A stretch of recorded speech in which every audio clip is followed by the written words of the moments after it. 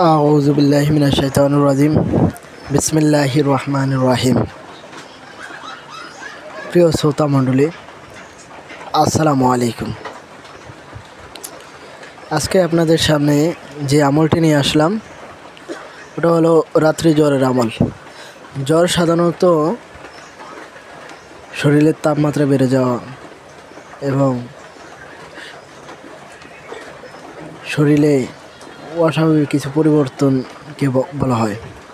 এর মেইন জিনিস হলো জ্বর আসলে শরীরের তাপমাত্রা বেড়ে যাবে। সাধারণত শরীরের তাপমাত্রা 96.6, এর উপরে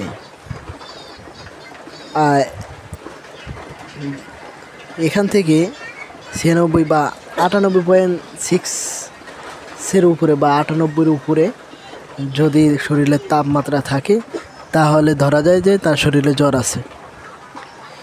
তো এই জ্বর আবার বিভিন্ন রকম ওঠে, বিভিন্ন রকম জ্বর আছে, যেমন কম্প জ্বর, গাঁথা জ্বর, তারপর পুরনো জ্বর, যে অনেক দিন হয়ে গেলে এটাকে পুরনো জ্বর বলে। আবার রাত্রি জ্বর,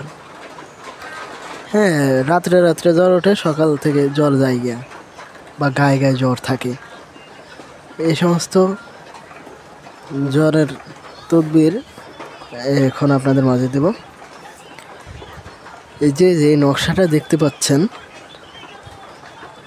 এটা লিখে 2টা নকশা লিখবেন। সর্বপ্রথম 2টা নকশা লিখে একটি দ্রুত করে খাওয়াবে আর একটি গলায় বেঁধে দেবে।